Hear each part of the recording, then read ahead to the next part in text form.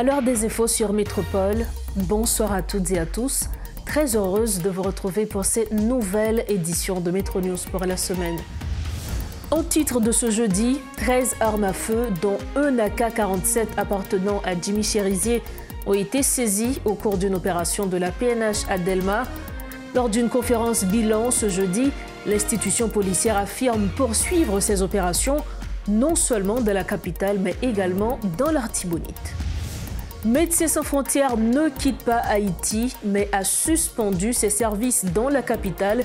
La reprise de ses activités dans la zone métropolitaine de Port-au-Prince dépend principalement du retour de la sécurité. Également au titre de ce jeudi, le CONATEL signe un accord pour la numérisation de la télévision en Haïti en collaboration avec l'UNESCO. Ce passage de l'analogique au numérique représente un progrès important pour l'éducation et l'innovation dans le pays.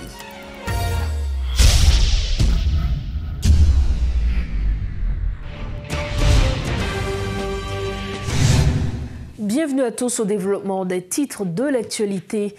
Un calme précaire s'installe dans la capitale après une attaque du gang de Vitellum à Pétionville, tandis que des bandits de Savien continuent de semer la peur dans l'Artibonite. Dans ce contexte, la police nationale d'Haïti a annoncé ce jeudi avoir mené des opérations au bas de Delma, fief du gang Jimmy Cherizier, où plusieurs membres présumés de gang ont été tués. 13 armes à feu, dont un AK-47 appartenant à Cherizier, ont été saisies.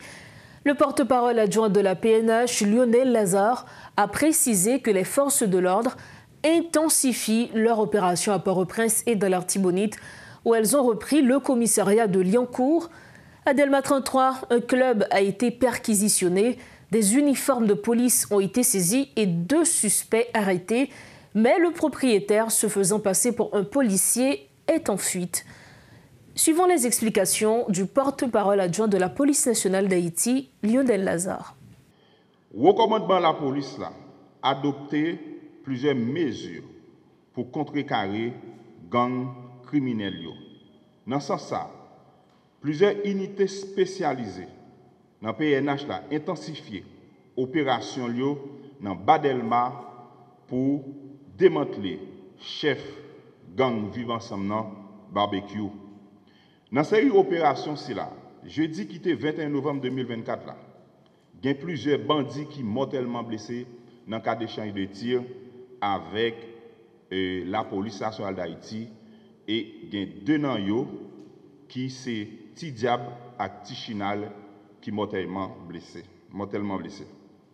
Dimanche 24 novembre 2024, agent l'audio te poursuivre avec opération dans fièvre gang vivre ensemble dans la zone Delma 6, côté agent l'audio démoli plusieurs matériels dans la base gang Sila. Il y a 13 armes qui sont confisquées dans le cadre d'opération que la police a menée dans la zone Badelma.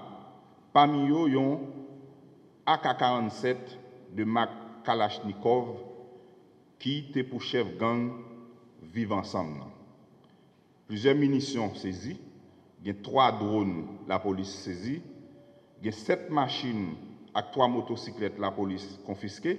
Parmi eux, il y a un camion forward que bandits vivants ensemble ont utilisé pour tenter d'envahir Delma et Pétionville, que nous tous connaissons que la police a intercepté le camion. Il y a une quantité de substances qui assimilées à marijuana. Il y a plusieurs saisies qui font dans l'intervention de la police. Dans le recommandement de la police, n'a profité, saluer, courage, vaillant policiers qui engagés dans la bataille pour arriver établir la paix dans tout le pays. Sans oublier, membres de la population, journée aujourd'hui, à travers le mariage, population qui engage bon côté la police nationale d'Haïti dans le cadre de la bataille que y a menée contre gang armé dans le pays. La police n'a pas baissé les bras. La police a toujours campé bon côté population. Et grande bagaille que n'a dit monsieur, c'est que la police a privé sur eux. Nous pas gain jour, la police pas gain jour, il pas gain date, il pas gain l'heure. la police, à travers plan que le gagne, eh bien, a privé sur tout monsieur Sayo qui a si deuil dans mi-temps population. La police pas gain jour, pas gain date, gens que nous sommes dit là, la police a privé sur tout monsieur exam Sayo et j'en nous constaté la police a intensifié l'opération la police Kembe Badelma jusqu'à ce qu'elle atteigne l'objectif. Intéressons-nous à présent au secteur médical, lui aussi affecté par la situation sécuritaire. Médecins sans frontières ne quitte pas Haïti, mais a suspendu ses activités à Port-au-Prince. L'organisation conditionne la reprise de ses interventions dans la région métropolitaine à un retour de la sécurité et à une prise de position officielle de la part des autorités compétentes. Sandra Lamarque, coordinatrice des opérations de MSF, a accordé une interview exclusive à Métropole pour expliquer la situation. Elle répondait aux questions de Marvin Spierre. Alors c'est une décision que nous avons prise évidemment à regret, c'est une décision très douloureuse et malheureusement elle intervient à la suite d'une succession d'incidents sécuritaires très graves qui ont affecté notre personnel et également des patients qui recevaient des soins dans nos établissements ou dans nos ambulances. Plus particulièrement, il s'agit d'un incident qui s'est produit le 11 novembre, très exactement, au cours duquel 3 patients ont été extraits d'une ambulance de Médecins sans frontières et au moins 2 d'entre eux ont été exécutés. Et au cours de cet incident choquant, nos équipes ont été directement prises à partie, elles ont été agressées, et elles ont été menacées de mort et même menacées de viol. Et donc ça, évidemment, c'est absolument intolérable pour nous. Malheureusement, à la suite de cet incident, nous avons eu à déplorer également, dans les jours qui ont suivi, des menaces qui ont continué à l'encontre de notre personnel, du personnel de Médecins sans frontières. Et nous avons pris ces menaces très au sérieux. Il était évident que nos équipes ne travaillaient plus dans des conditions de sécurité acceptables. Et c'est ça qui nous a forcés, et j'insiste sur le terme forcé, à prendre cette décision de suspension. Nous savons bien que la suspension des services de MSF va tout simplement aggraver la crise humanitaire, certainement, parce que les besoins médicaux, les besoins en santé augmentent. Alors, est-ce que vous avez quand même des sites ou encore des structures qui restent ouvertes? Oui, nous sommes bien conscients de l'impact de cette décision et nous ne sommes pas les seuls à avoir dû fermer nos portes, malheureusement. Donc j'exprime ici aussi une grande solidarité à l'égard des autres institutions de santé, des autres soignants qui ont dû mettre un terme ou en tout cas mettre en suspens leurs activités. La seule structure qui reste pleinement ouverte, c'est la maternité de Port-à-Piment dans le sud. Mais pour ce qui concerne la zone métropolitaine de Port-au-Prince, malheureusement, toutes les structures de Médecins sans frontières sont fermées. La porte est fermée. Donc ça concerne le centre d'urgence de Turgeot, l'hôpital de Tabar qui prend en charge les grands brûlés, mais aussi les cas de traumatologie, l'hôpital traumatologique de Carrefour, le centre d'urgence de Cité-Soleil, la clinique Pradmen pour les victimes de violences sexuelles et les cliniques mobiles que nous menions dans le bas d'Elma, la zone et d'autres zones du centre-ville. Donc là, la porte est fermée. Bien évidemment, les patients qui étaient déjà hospitalisés dans nos structures avant la fermeture reçoivent toujours des soins. Mais il n'y a plus de nouvelles admissions. Alors, cette décision affecte combien de personnes? Combien de personnes recevez-vous en moyenne par mois? Alors, par mois, le chiffre m'échappe, mais en tout cas par jour, je pense qu'on peut facilement compter 150 patients par jour. Est-ce que c'est à Tabar ou à Turgeot ou c'est globalement? C'est pour l'ensemble des structures. C'est pour l'ensemble des structures. On reçoit en moyenne 150 patients par jour. Alors aujourd'hui, vous avez pris la décision de fermer ce centre, encore les services, vous avez suspendu ces services. Comment évaluez-vous la sécurité du personnel? Est-ce que le personnel est toujours en danger jusqu'à présent? Alors, c'est une excellente question et c'est difficile à évaluer. Nous avons, enfin Médecins sans frontières, nous avons environ près de 2000 collaborateurs sur place, en Haïti, majoritairement dans la zone métropolitaine de Port-au-Prince. Et la sécurité de chacun, de chacune d'entre eux, c'est évidemment notre priorité absolue. Tant qu'il y a des menaces sur le personnel, on ne peut pas considérer qu'il est en sécurité. Bien sûr, depuis la décision de la suspension, nous n'avons pas eu d'incident, mais évidemment, puisque le volume d'activité est extrêmement restreint, voire non existant. Mais aujourd'hui, je pense que tant qu'il n'y a pas un message fort pour dénoncer ce qui s'est passé et appeler au respect, explicitement au respect des structures médicales, des soignants, des chauffeurs d'ambulance, je crois qu'on ne pourra pas se sentir pleinement en sécurité. Normalement, on sait, c'est une information qui est partagée à travers le monde.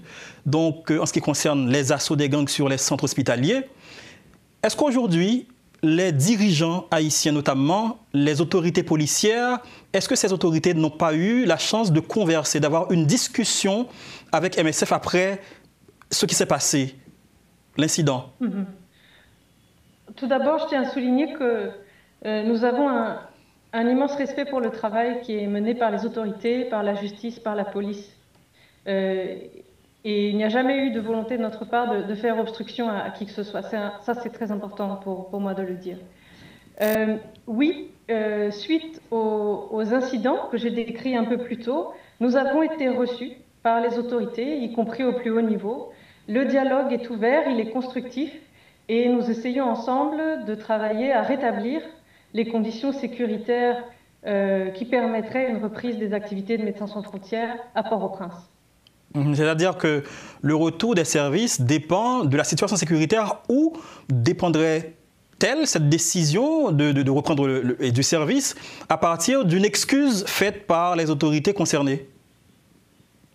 Alors, nous n'avons pas demandé d'excuses. Nous, ce que nous demandons, c'est que le personnel soignant puisse travailler en toute sécurité, puisse soigner des patients en toute sécurité, et que les patients aussi soient en sécurité. Un patient qui a encore besoin de recevoir des soins ne peut pas être extrait de force d'un service d'urgence ou d'une ambulance sans procédure et puis exécuté. Ça n'est pas possible pour nous d'accepter ça. C'est vraiment une ligne rouge. Ce qui nous rassurerait énormément, ce qui serait extrêmement positif, ce serait effectivement une dénonciation publique de ce qui s'est passé, de ces attaques contre nous, et notamment l'attaque contre l'ambulance, et un appel à respecter les institutions de santé, le personnel soignant, quel qu'il soit. Est-ce que vous avez... Voilà ce que nous attendons, en tout cas ce que nous souhaitons vraiment fortement. Et bien sûr, nous souhaitons évidemment reprendre les activités. Encore une fois, la décision d'arrêter a été une décision très très douloureuse. En ce qui me concerne, même si vous l'avez dit, je suis basée à Bruxelles et donc je suis loin, j'ai travaillé longuement en Haïti, il n'y a pas si longtemps que ça. Je suis évidemment très attachée à ce pays, et bien évidemment les 2000 collaborateurs de Médecins sans frontières qui travaillent en Haïti le sont bien plus que moi. Et que nous souhaitons plus que de pouvoir reprendre, mais on ne peut pas reprendre à n'importe quel prix. Il faut qu'il y ait des garanties sécuritaires pour nos équipes. Et si un message fort était lancé en ce sens, ce serait évidemment très très positif. Est-ce que cela voudrait dire que vous n'avez pas de date éventuelle afin de reprendre les services en Haïti? Non, il n'y a pas de date, effectivement. On souhaite reprendre au plus vite, mais comme je l'ai dit, on souhaite qu'il y ait ce signal fort avant toute chose.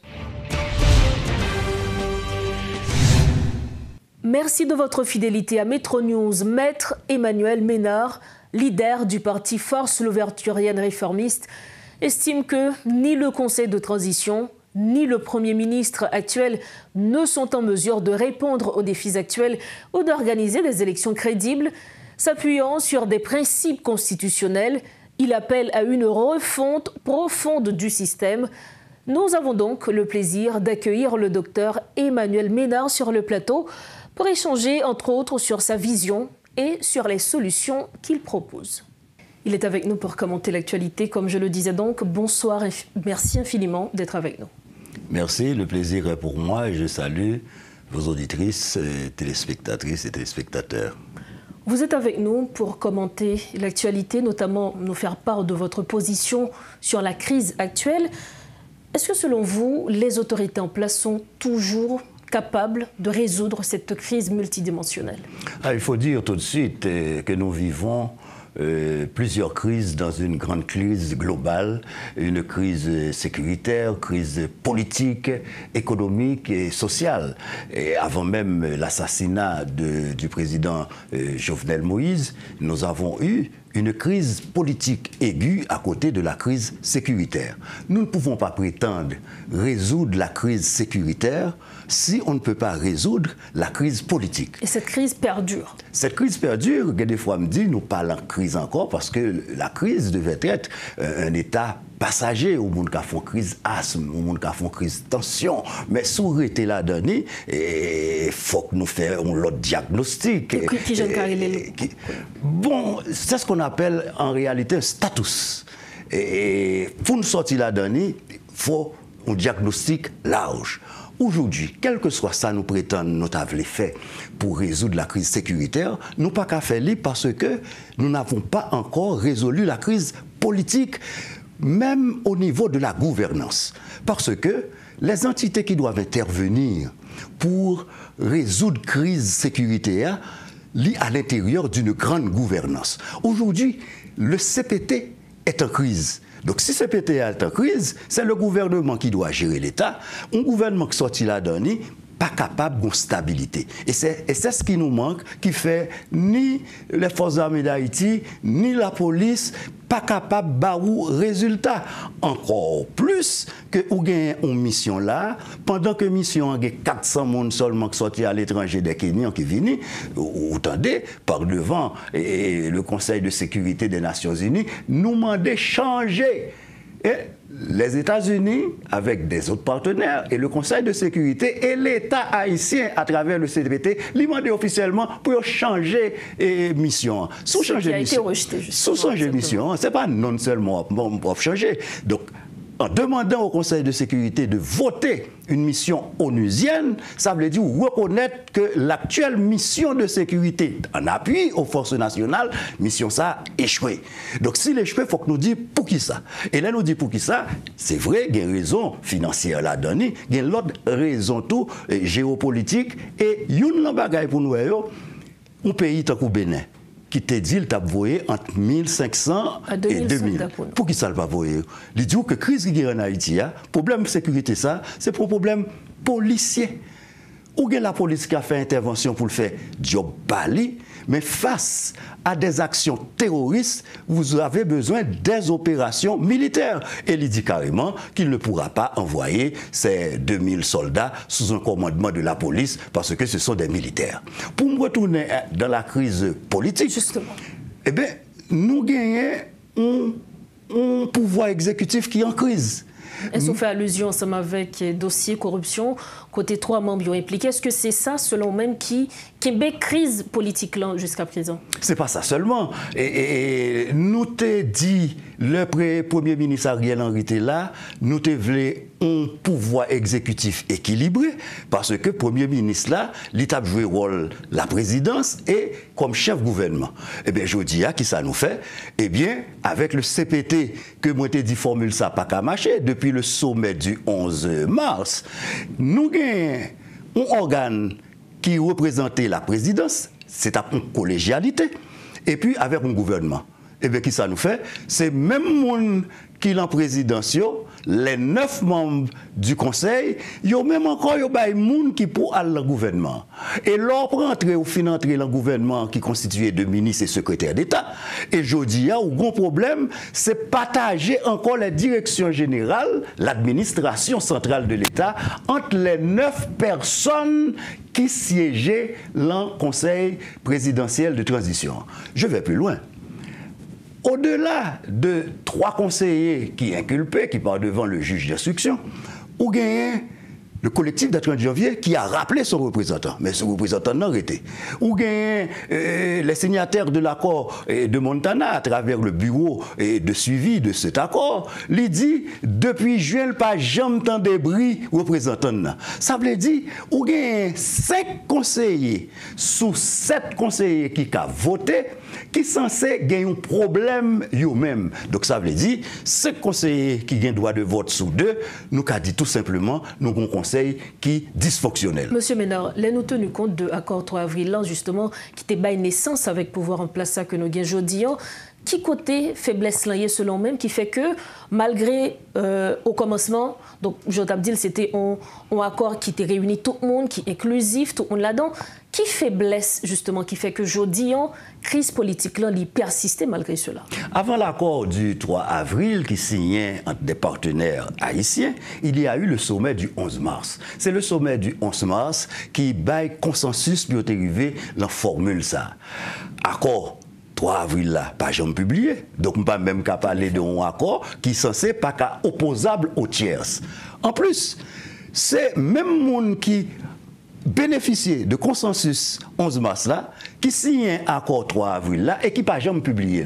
Je ne pas dire ça que pas respecté la donne puisque yo pas publié li et yo te fait un addendum c'est me dit pour changer quorum mode de fonctionnement yo, pas même qu'à parler de accord 3 avril puisque le Conseil de sécurité pas jamais fait puisque l'organe de contrôle pas jamais existé. Donc nous avons un gouvernement qui ne répond que de lui-même. Après gouvernement préparé budget li voter dans le Conseil des ministres et puis il a exécuté sans organe de contrôle. Je dis chaque temps qu'on problème ou joindre un conseiller présidentiel pour qu'on lui sorte une note. Il ne pas comprendre l'aspect de la collégialité de cette présidence. On ne graine pas vos un pouvoir. C'est tout ensemble là décidé. Et ensuite, nous avons un conseiller qui a parlé de il faut que nous fassions un budget rectificatif, un budget de guerre. Mais c'est en octobre là nous votons budget et tout le monde était budget ça a été dit priorité pour l'éducation nationale. Pendant que nous connaissons, si vous n'avez pas de sécurité, vous n'avez pas faire l'école. Et si vous avez décaissé l'argent pour les parents, ce n'est pas téléphone, alors que le ministère de l'Éducation nationale qui régule le système, il y a tout moyen à travers les écoles directement qui atteignent les parents si vous avez une aide. Donc, je retourne à ce que je disais tout à l'heure. Pour résoudre la crise sécuritaire, il faut résoudre le problème de la gouvernance. Et là, c'est une crise totale parce que nous avons un pouvoir exécutif qui est bloqué, un pouvoir exécutif qui ne peut pas, qui ne contrôle pas en réalité l'administration centrale de l'État. Alors, il est clair, effectivement, comme vous l'avez mentionné, que nous devrions résoudre la crise politique. Mais la question, c'est comment ? Et dans des propositions que vous avez faites, vous avez évoqué comme élément un tabula rasa. Est-ce que ça ne peut pas risquer compliquer davantage conjoncture qui est déjà fragile? Nous ne pouvons pas risquer bloquer rien, ni perturber un bagage qui ne peut pas marcher. Et tout le monde est clair.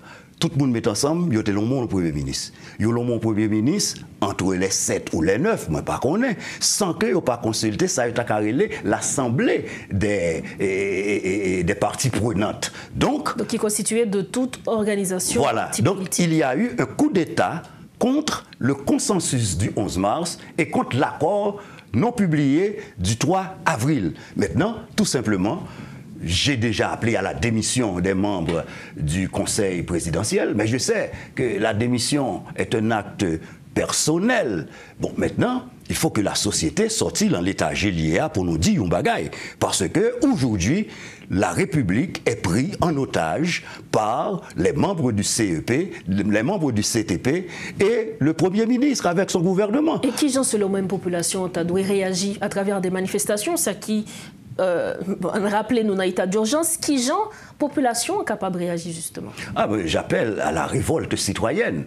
Et vous savez, dans la déclaration de l'indépendance des États-Unis, Gombagay qui écrit, qui dit c'est un devoir pour tout peuple de se rébeller contre un gouvernement qui l'opprime. Ce gouvernement nous opprime. Ce pouvoir exécutif ne peut même pas garantir ni la liberté de circulation, ne peut pas garantir la vie et les biens des citoyens. Donc, il revient maintenant à la société, à la nation, parce que la nation est au-dessus de l'État. Et ensuite, vous avez le gouvernement qui gère l'État. Donc, il faut que nous fassions entendre voix nous, il y a des organisations politiques, des organisations de la société civile qui sont en consultation pour voir ce qui peut être fait. Nous avons une formule du pouvoir exécutif qui ne peut pas marcher avec 9 personnes, chaque nègre son président. Et il y a écrit le conseil, il y a le conseiller président.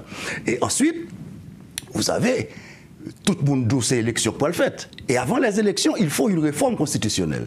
Dans cette réforme constitutionnelle, nous avons des gens qui sont inculpés, nous avons des représentants qui ont été rappelés par leur secteur. Donc, il n'y a pas même une légitimité institutionnelle, voire une légitimité constitutionnelle et politique. Donc, à partir de ce moment, il faut retourner, il faut que nous rebattions quatre là. Alors, M. Ménard, justement, parlant de cette formule, nous connaissons que Haïtiens, justement, nous essayons de formuler ça à plusieurs reprises, c'est-à-dire faire des manifestations rebellées. Qui ça doit changer aujourd'hui pour nous gagner de résultats qui concrets? La conscience citoyenne, tous les secteurs. Et faut, même les gens qui ont le pouvoir aujourd'hui, il faut qu'en réalité, ils ne peuvent pas gérer rien. Et nous gagnons des formules qu'habitués marcher, là, nous avons une période de turbulence. Même j'en formule ça en 1956, nous avons gagné le collège qui était la malice populaire, le collège Croupion. Là, actuellement, là, nous avons CPT Croupion. Donc, nous pouvons. Au-delà de ça, pas carré, c'est en jurisprudence, parce qu'il n'y a pas de jurisprudence sans droit, mais il y a des précédents que nous sommes capables de tirer dans notre tradition républicaine et constitutionnelle. Un pouvoir exécutif avec un président provisoire et un gouvernement avec ou sans premier ministre, il est capable. Un juge de la Cour de cassation qui est président provisoire, nous sommes capables, même si nous avons conservé l'idée du consensus, nous avons un triumvirat. Un triumvirat, ça veut dire avec 3 personnalités sous la présidence d'un juge de la Cour de cassation, un représentant du secteur politique, un représentant du secteur des affaires ou ça nous relève et du secteur moral, qui est capable de constituer la présidence de la République. Et maintenant, on aurait un gouvernement d'exception d'unité nationale qui t'a géré la question. À partir de ce moment où une gouvernance stable qui établit, c'est pas 9 nègres qui fait marchandage sur chaque question, faut gagner avis chaque 9 nègres. Maintenant, vous avez la possibilité pour engager l'État. Et la communauté internationale, là où elle n'a pas jamais décaissé comme Boulbaï, c'est parce que la communauté internationale n'a pas quoi dans la gouvernance ça. Et M. Kony, avant de partir, il t'a dit, ça il t'a dit, il n'a pas fait tout engagement pour te prendre ni en matière d'argent, en matière de logistique. Mais la communauté internationale, elle a baillé Haïti aide. C'est avec comme taxe peuple. Mais s'il ouais par une gouvernance qui est établie en Haïti, il n'y a pas jamais décaissé aucune force pour nous. Donc, nous avons toujours été là, on aide humanitaire, et comme si vous voulez, on aide humanitaire, soit cap sorti dans l'ONU ou bien dans n'importe agence onusienne, il n'y a pas de résultat, parce que nous, au moins, sous 9 missions de l'ONU, et ça n'a pas jamais rien. Alors, M. Ménard, nous sommes d'accord que votre proposition s'inspire de la Constitution, elle est proche de la Constitution. Maintenant, qui gens sont capables, et c'est garanti, que des acteurs justement qui prennent part ensemble avec accomplissement et propositions constitutionnelles ça qu'on fait, que n'ont pas détourné pour pas préserver justement le statu quo que nous avons aujourd'hui. Alors, il faut être honnête. Samedi là, m'inspirer des prescrits ou de l'esprit de la Constitution. Pas aucun moyen pour nous appliquer la Constitution, pour nous joindre une sortie de crise légale et constitutionnelle. Parce que même si la Constitution serait en vigueur, il est impossible de l'appliquer. L'article 149 qui disait, je ne parle pas de la Constitution amendée, qui était fait noir dans la Cour de cassation, c'est ça que fait me dire, dans la tradition républicaine et constitutionnelle, nous pouvons trouver un gens pour nous appliquer cette formule qui, sous la présidence du juge Erta Pascal Trouillot, sous la présidence du juge Boniface Alexandre, cela avait marché. Pour qui ça nous paraît la tradition et pas nous, parce qu'on ne peut pas résoudre le problème sans l'exception culturelle d'un peuple. Nous pas qu'à, même si ça t'a marché de l'autre côté, pas aucun côté pour ta jeune conseil 9 monde. Et puis il y a l'effet clanique. Nous pas le faire élection, Madame Barthélemy. À l'intérieur du CTP, Il y a des entités qui prennent l'élection tout, sans vouloir les nommer, ou il y a au moins 5 partis politiques qui disent où ils prennent l'élection.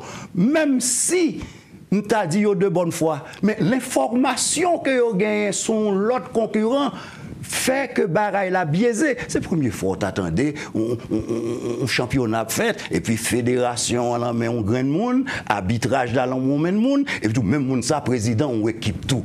Donc il faut remédier à tout cela pour garantir un processus inclusif, transparent et démocratique.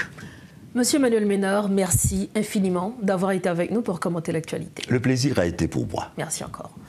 Voilà donc les propos d'Emmanuel Ménard. Il était l'invité de Maître News ce soir. Avec lui, on commentait l'actualité politique.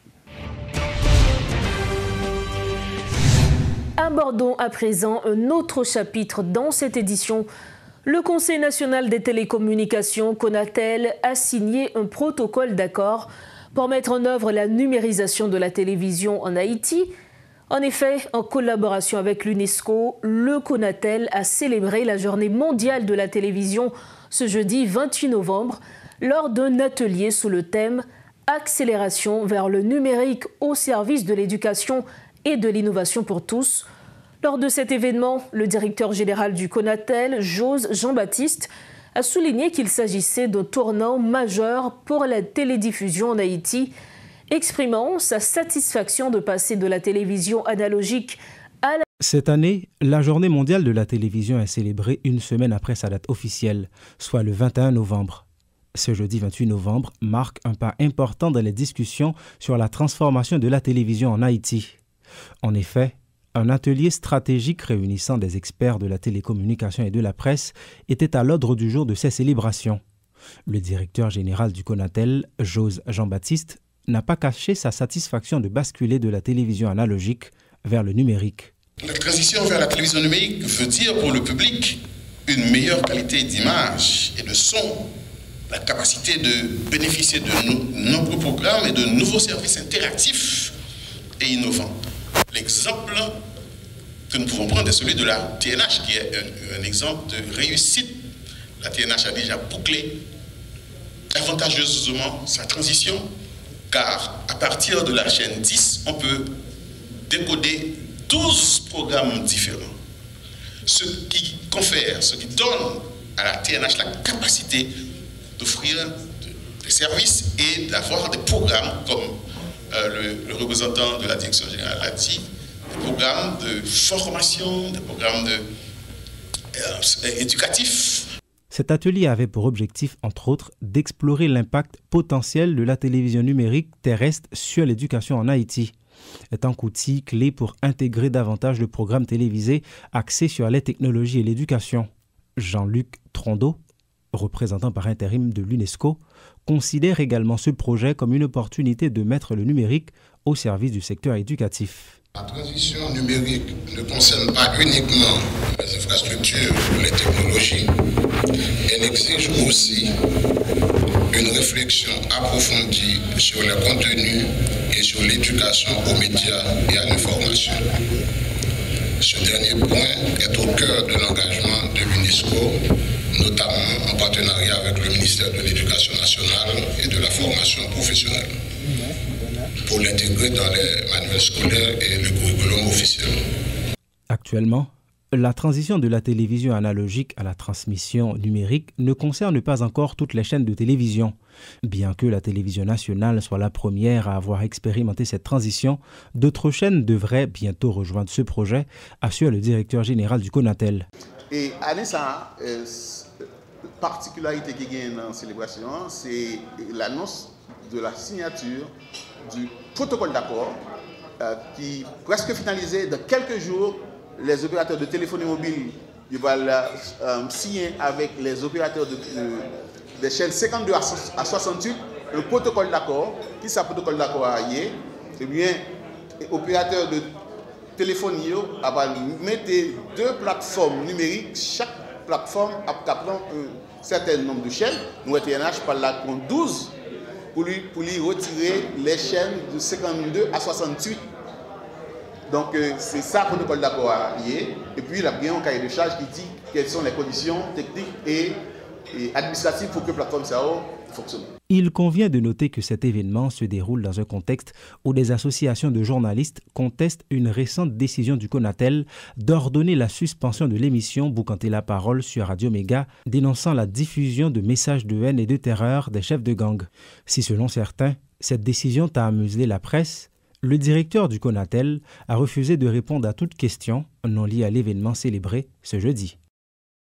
Nous refermons la 4e édition de Métro News. Avant de partir, le rappel des principaux titres développés ce soir. 13 armes à feu, dont un AK-47 appartenant à Jimmy Cherizier, ont été saisis au cours d'une opération de la PNH à Delma. Lors d'une conférence bilan ce jeudi, l'institution policière affirme poursuivre ces opérations non seulement dans la capitale, mais également dans l'Artibonite. Médecins sans frontières ne quitte pas Haïti, mais a suspendu ses services dans la capitale. La reprise de ses activités dans la zone métropolitaine de Port-au-Prince dépend principalement du retour de la sécurité. Et puis le CONATEL signe un accord pour la numérisation de la télévision en Haïti en collaboration avec l'UNESCO. Ce passage de l'analogique au numérique représente un progrès important pour l'éducation et l'innovation dans le pays. Voilà, ce journal touche à sa fin. Merci infiniment de l'avoir suivi. Merci de votre attention. Merci également à toute l'équipe ayant rendu possible cette édition. On se retrouve demain, toujours sur Télémétropole. Bonsoir.